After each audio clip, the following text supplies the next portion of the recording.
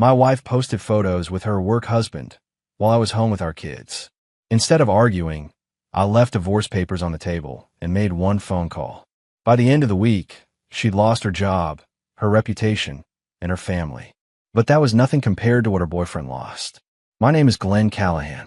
I'm 42 years old, and I've been running my own dental practice in suburban Phoenix for 8 years. I thought I had it all figured out. Beautiful wife Shelby, who worked as an administrator at Valley Medical Center, 2 great kids, Samuel 17 and getting ready for his senior year, and Qley just turned 14 last month. We lived in a nice house with a pool, took family vacations to Colorado every summer, and I genuinely believed we were living the American dream. That Tuesday morning started like any other. I was sitting at the kitchen counter with my coffee, scrolling through social media before heading to the office. Samuel was already at school for early baseball practice, and Qley was upstairs getting ready. Shelby had left the night before for some medical conference in Denver, something about new patient management systems. Nothing unusual there. Then I saw it. The post hit my timeline like a freight train. There was my wife, arms wrapped around some guy in a suit, both of them grinning like teenagers at prom. The caption made my stomach drop. My real work partner. Couldn't handle these conferences without you. #workhusband, #teamwork. I stared at that screen for what felt like an hour, but was probably 30 seconds. The guy looked comfortable. Too comfortable. His hand was on her waist, and she was leaning into him like they'd done this 1,000 times before. 43 likes already, and it had only been posted 20 minutes ago. My hand stayed steady as I set down my coffee mug. I walked to my home office, opened the filing cabinet, and pulled out a folder I'd hoped I'd never need. Inside were divorce papers I'd drawn up 6 months ago during one of our rough patches. Call insurance, call preparation. I'd never intended to use them. Until now. I placed the papers on the dining room table, right where Shelby always dropped her keys when she came home. Then I opened my laptop and did something I'd never done before. I commented on my wife's post, right there for everyone to see. Divorce papers are on the table. No anger, no accusations, just facts. Then I grabbed my hedge trimmers and went outside to work on the landscaping. The neighbors probably thought I was having the most peaceful morning of my life. They had no idea I just lit the fuse on a bomb that would blow up everything Shelby thought she knew about consequences. The first call came at 2:47 p.m. I was cleaning instruments in my office when my phone lit up with Shelby's contact photo. I let it ring.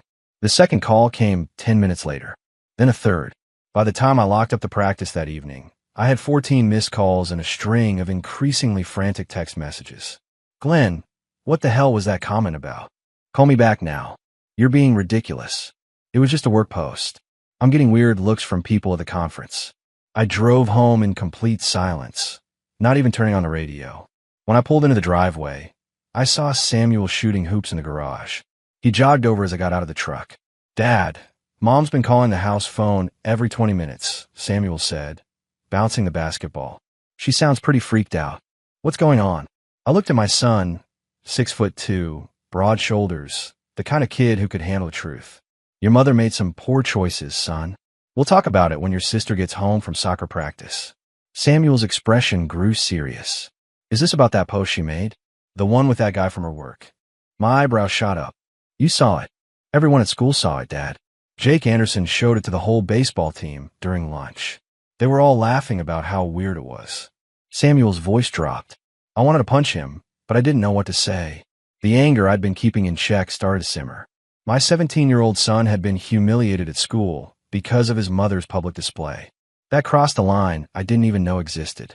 When Qley got home, I sat both kids down in the living room. The divorce papers were still on the dining table, impossible to miss. Kids, I said, your mother and I are going to be separating. This isn't about you two, and it's not something you caused. Qley's eyes immediately filled with tears. But why, Daddy? What happened? Samuel put his arm around his sister. His voice was steady, mature beyond his years. It's because of that post, isn't it? The one with her work boyfriend. Samuel, I said carefully, what exactly did you see? Everything, Dad. Her Instagram, her Facebook, even her LinkedIn. She's been posting pictures with that same guy for months. Always at conferences, always with captions about teamwork and partnerships. Samuel's jaw tightened.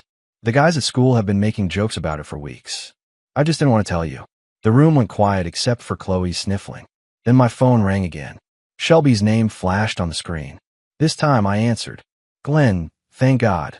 Shelby's voice was high-panicked. I don't understand why you're doing this. It was just a fun post with Ryan. Everyone has work friendships. Ryan, I repeated, making sure the kids could hear. That's his name. Yes, Ryan Nichols.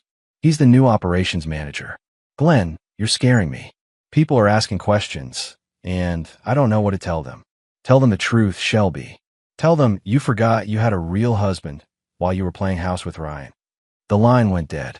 I looked at Samuel and Qley, both staring at me with a mixture of shock and something that looked like respect. Dad, Samuel said quietly, what happens now? I stood up and walked to the window, watching the sunset paint the desert orange. Now we find out what your mother values more, her family or her reputation. The next morning, I made a call that would change everything. Dr. Williams returned my call at 8:15 a.m., just as I was finishing my first patient consultation. Glenn, his voice was serious. I reviewed those social media posts you sent. This is concerning on multiple levels. I thought you should know before it reflects poorly on Valley Medical, I said, stepping into my private office. I've already spoken with our compliance department. Shelby's behavior at conferences, especially the public nature of these posts, violates our professional conduct policies.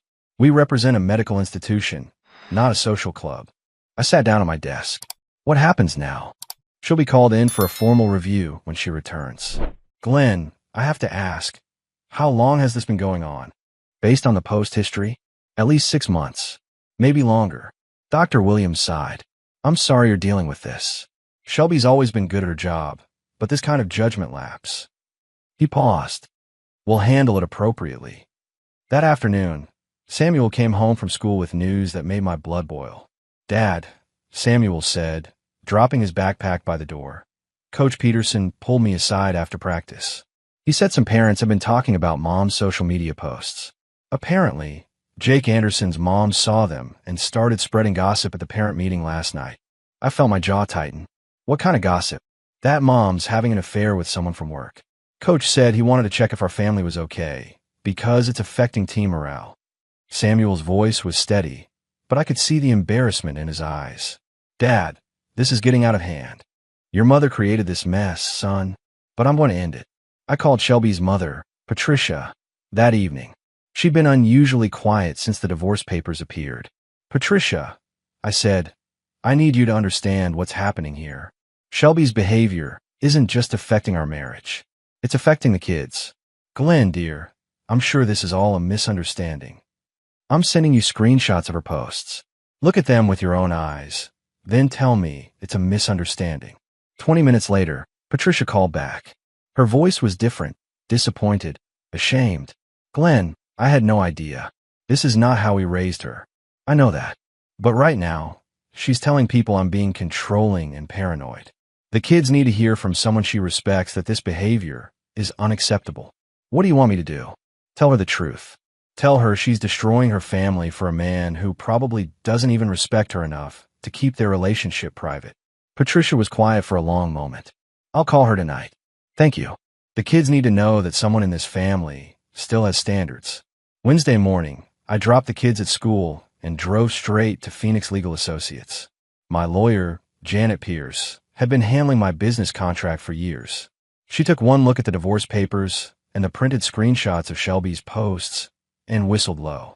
Glenn, this is pretty damning evidence of inappropriate workplace relationships, Janet said, spreading the photos across her desk. Especially for someone in healthcare administration. Medical centers have strict codes of conduct. I leaned forward. That's exactly what I was thinking. Janet, I need you to do 2 things. First, file these papers immediately.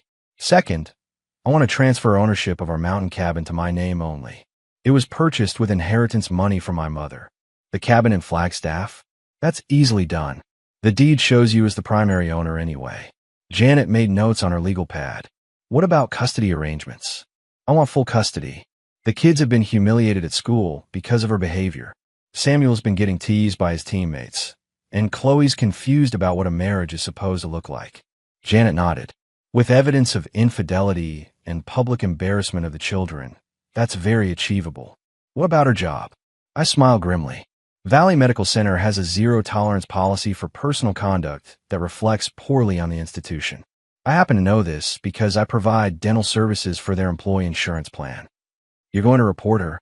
I'm going to let her employer know that one of their administrators is posting inappropriate content while representing their facility at conferences.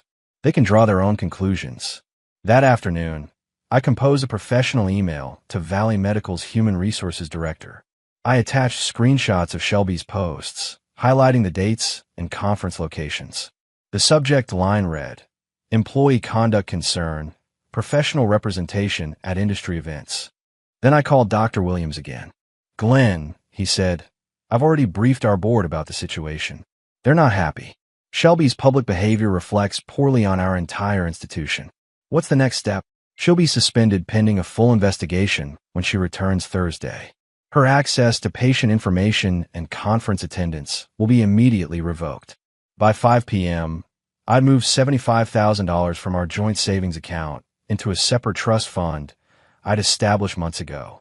By 6 p.m., I'd changed the locks on the mountain cabin.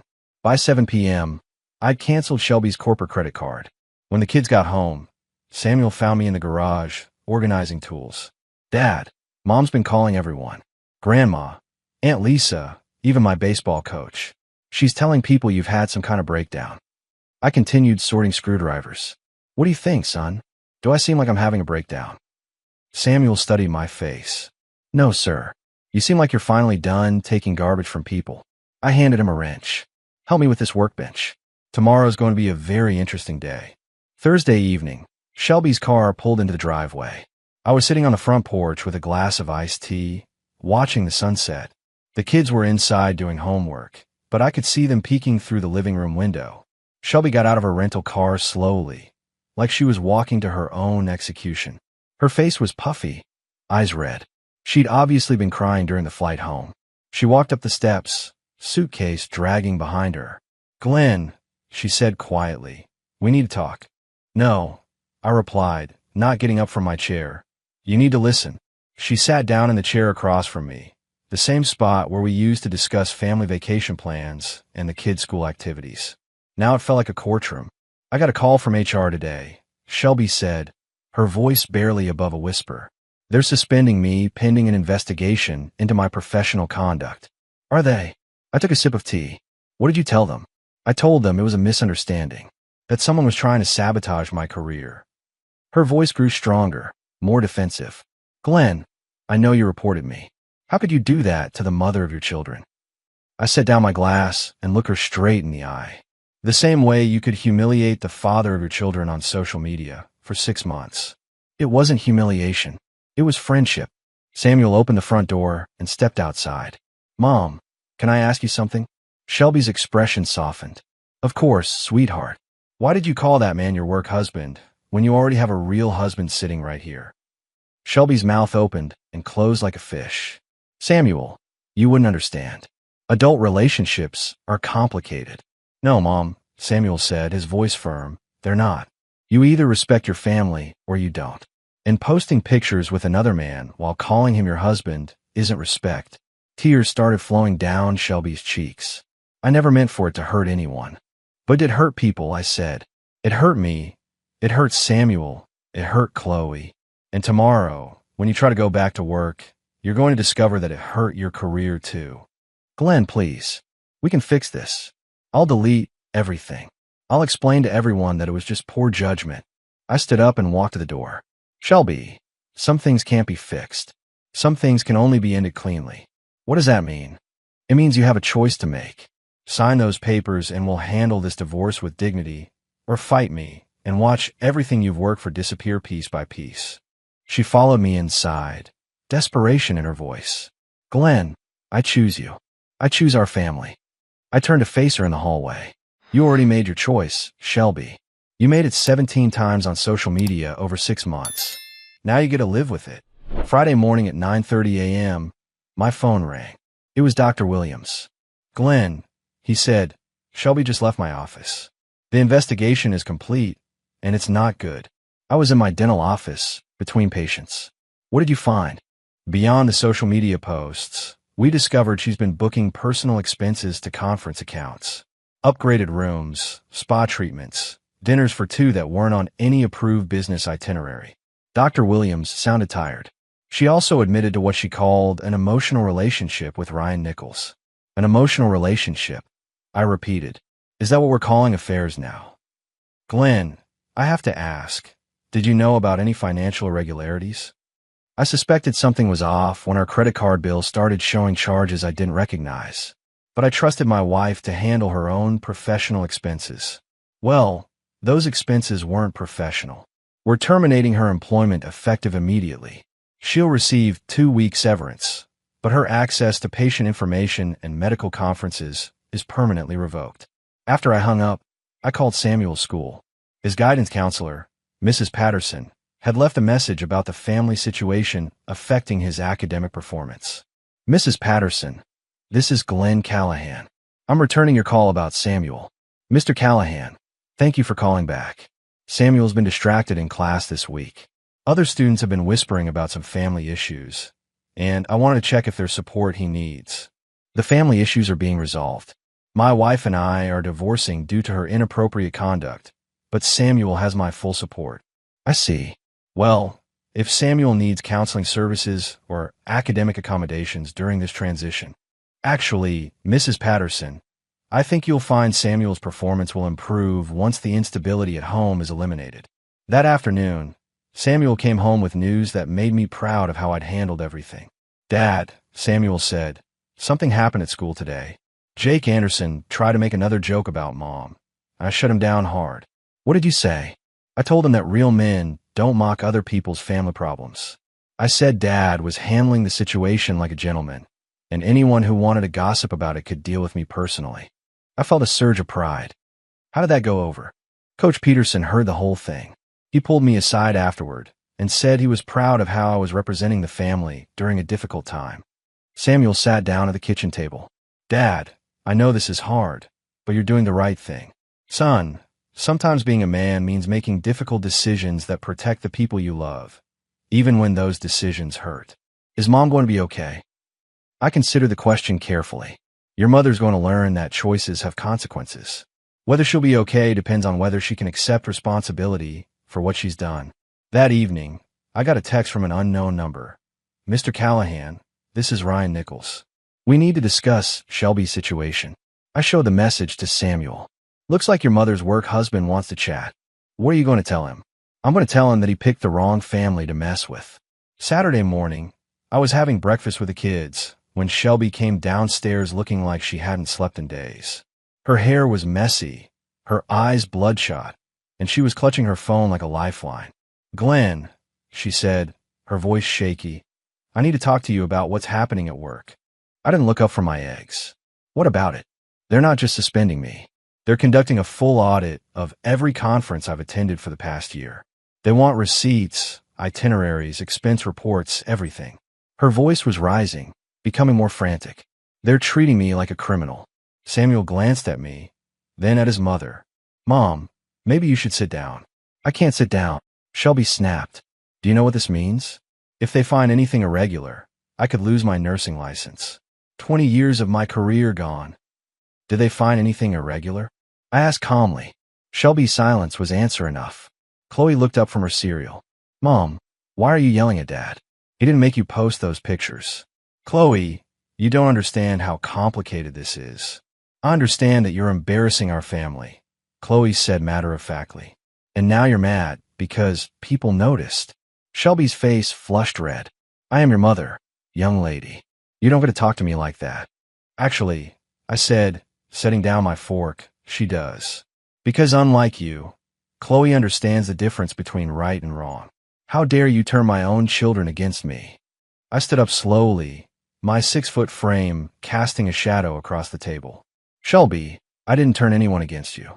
You did that yourself when you decided to humiliate this family publicly. It was one post. It was 17 posts, Samuel corrected quietly. I counted. Shelby spun toward him. You've been tracking my social media? Mom, everyone's been tracking your social media. The whole school knows about your work boyfriend. Dad's just the only one with enough backbone to do something about it. Shelby started crying again, but this time it felt manipulative, performative. I never meant for any of this to happen. I just got carried away with the attention. The attention, I repeated. From Ryan Nichols. Yes, from Ryan. He made me feel appreciated, valued, like I mattered. And I didn't. Shelby looked at me, through her tears. Glenn, when was the last time you looked at me the way he does? When was the last time you told me I was beautiful or smart or important? I walked around the table until I was standing directly in front of her. When was the last time you gave me a reason to? When was the last time you came home and talked about our family instead of your work drama? When was the last time you posted a picture of your actual husband instead of your pretend one? Shelby had no answer for that. Here's what's going to happen. I continued. You're going to sign those divorce papers. You're going to move out quietly. And you're going to explain to the kids why you chose a man you barely know over the family you've had for 17 years. Glenn, please. The conversation's over, Shelby. You made your choice public. Now live with it. Tuesday afternoon, I found myself sitting in Dr. Sarah Chen's waiting room with Samuel and Qley. Shelby had insisted on family therapy before signing the divorce papers, claiming I was emotionally manipulating the children against her. Dad, Qley whispered, do we have to do this? Sometimes, sweetheart, you have to let other people hear the truth from a neutral source. When we were called in, Dr. Chen was professional but warm. She arranged us in a circle, me and the kids on one side, Shelby sitting alone across from us. Shelby has expressed concerns about how the family is processing recent marital difficulties, Dr. Chen began. She feels the children are being influenced against her. I remained silent, letting Shelby speak first. Dr. Chen, Shelby said, Glenn has turned our children against me over what was essentially a work friendship. He's made them believe I was having an affair when nothing physical ever happened.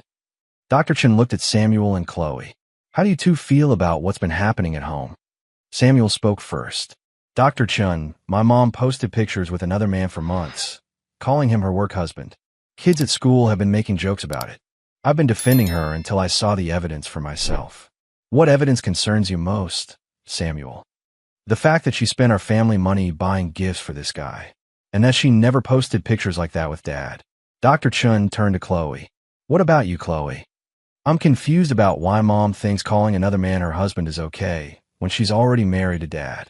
Qley, your mother says it was just a workplace term. Dr. Chen, Qley interrupted. If I posted pictures calling some boy my boyfriend while I was dating someone else, would that be okay because it was just a term? Dr. Chen glanced at me, then back at Shelby. Shelby, how do you respond to your children's concerns? They're too young to understand adult relationships and workplace dynamics. I'm 17, Samuel said firmly. I understand enough to know that married people shouldn't act single on social media. Dr. Chen made notes, then looked directly at Shelby. Shelby, regardless of the nature of your relationship with this colleague, how do you think your public posts affected your family? I never intended to hurt anyone. That's not what I asked. I asked how you think they were affected. Shelby was quiet for a long moment. Finally, she said, I guess I didn't think about how it would look to other people. Or to your husband and children, Dr. Chen added gently. Or to them, Shelby admitted. I finally spoke. Dr. Chen, my concern isn't whether Shelby intended to hurt us. My concern is that she doesn't seem to understand why what she did was inappropriate, even now. Glenn's right, Samuel said. Mom, you're still trying to justify it instead of just saying you were wrong. Dr. Chen looked at all of us. It sounds like there's been a significant breakdown in trust and communication. Shelby, do you acknowledge that your actions, regardless of intent, cause harm to your family? Shelby nodded slowly, tears flowing again. Yes, I acknowledge that. And Glenn, are you willing to consider reconciliation if Shelby takes full responsibility and makes changes? I looked at my wife of 18 years, sitting there broken and defeated, and felt nothing but emptiness where love used to be. Dr. Chen, some things can't be fixed. They can only be ended with dignity. 6 weeks later, I sat in Janet Pierce's conference room, watching Shelby sign the final divorce papers. Her hands shook slightly as she wrote her name, and her lawyer kept shooting nervous glances at the settlement terms. Shelby, Janet said professionally, you understand that by signing this agreement, you're waiving all claims to the Flagstaff cabin, the dental practice assets, and the children's college funds? I understand, Shelby replied quietly. Her mother Patricia sat beside her, looking ashamed and disappointed. She'd flown in from Nebraska specifically to convince Shelby to sign without fighting. "Mom," Shelby had said the night before, "you're supposed to support me." "Sweetheart," Patricia had replied, "I am supporting you. I'm supporting you making the right choice for once." Now, watching Shelby initial each page, I felt no satisfaction, no victory, just relief that it was finally over. Samuel and Qley were waiting in my truck outside. They'd insisted on coming, wanting to see their mother take responsibility for her actions. "Is she going to be okay financially?" Qley had asked me earlier. "Your mother will get half the house value and her retirement accounts. She'll be fine if she finds another job and stops making poor decisions." The meeting ended quickly. Shelby's lawyer packed up his briefcase like he couldn't wait to leave. As everyone filed out, Shelby approached me. "Glenn, can I say something?" I looked at her, the woman I'd loved for 18 years, now looking small and defeated. "Make it quick. I know I don't deserve forgiveness, but I want you to know that losing you and the kids is the biggest regret of my life." "Shelby, regret doesn't change anything. Actions do. The kids, will they still see me? That's up to them. They're old enough to decide if they want a relationship with someone who chose a stranger over their family." She nodded, tears flowing freely. "What are you going to tell people about why we divorced?" "I'm going to tell them the truth. That my wife forgot she was married and had to be reminded publicly." As I walked to my truck, Samuel rolled down the window. "Dad, how do you feel?" I started the engine and looked at my son and daughter, strong, principled kids who'd learned valuable lessons about character and consequences. "I feel like we can finally move forward without wondering when the next shoe will drop." 3 months later, I was coaching Chloe's volleyball team when I got a text from Ryan Nichols. "Mr. Callahan, I wanted you to know I got engaged to someone who is actually single. Thank you for teaching me about respect and boundaries." I showed the message to Qley during a timeout. "Dad, do you think Mom learned anything from all this?" I watched my daughter serve an ace that won the match, strong and confident like her old man. "Honey, some people learn from consequences. Others just blame everyone else. Either way, it's not our problem anymore." 1 year later, I was sitting on the deck of my Flagstaff cabin, watching Samuel and Qley throw a football in the yard. The divorce had been final for 8 months, and life had settled into a peaceful rhythm I'd forgotten was possible. "Dad," Qley called out, "remember when Mom used to complain that this place didn't have good Wi-Fi?" "I remember," I replied. "Now she won't have to worry about it." Samuel jogged over to the deck. "Dad, Jake Anderson's parents are getting divorced too. His mom was the one spreading gossip about our family last year. How's Jake handling it?" "Not as well as we did. He's angry at everyone. But I told him what you taught us. Sometimes bad things happen to show you who people really are." Qley joined us on the deck. "Dad, do you miss being married?" I considered the question carefully. I miss being married to someone who respected our family.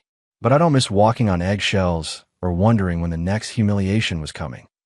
"Do you think you'll get married again?" "Maybe someday. But only to someone who understands that marriage means putting your family first, not broadcasting your business to strangers on the internet." My phone buzzed with a text from an unknown number. "Mr. Callahan, this is Dr. Williams. I wanted you to know that Shelby applied for a position at Phoenix General. They call me for a reference. I thought you should know I told them the truth about why she left Valley Medical." I showed the message to the kids. "Dad," Samuel said, "do you feel bad that she can't get another job in healthcare?" "Son, your mother created consequences for herself when she chose her reputation over her family's. Those consequences don't disappear just because she wants a fresh start." That evening, we grilled burgers and watched the sunset paint the mountains orange and purple. No drama, no anxiety, no wondering what inappropriate posts might appear on social media tomorrow. "Dad," Qley said, "thank you for not letting Mom make our family a joke." "Qley, a man protects what matters to him. You and Samuel matter to me more than keeping peace with someone who doesn't respect our family." Samuel raised a soda, can in a mock toast. "To Dad, for showing us what integrity looks like." I clinked my beer bottle against their cans. "To family that knows the difference between right and wrong." Later that night, after the kids were asleep, I sat on the deck alone, listening to the wind through the pine trees. My phone was silent. No frantic calls, no manipulative texts, no social media drama. Just peace. Sometimes the best revenge isn't dramatic or public. Sometimes it's just living well, while the people who betrayed you deal with the natural consequences of their own choices. Shelby was somewhere in Phoenix, probably scrolling through job listings and wondering how her life had gone so wrong so fast. But that wasn't my problem anymore. My problem was raising two teenagers who understood that character matters more than convenience, and that some bridges, once burned, should stay burned. I fell asleep that night to the sound of absolute silence. And it was perfect.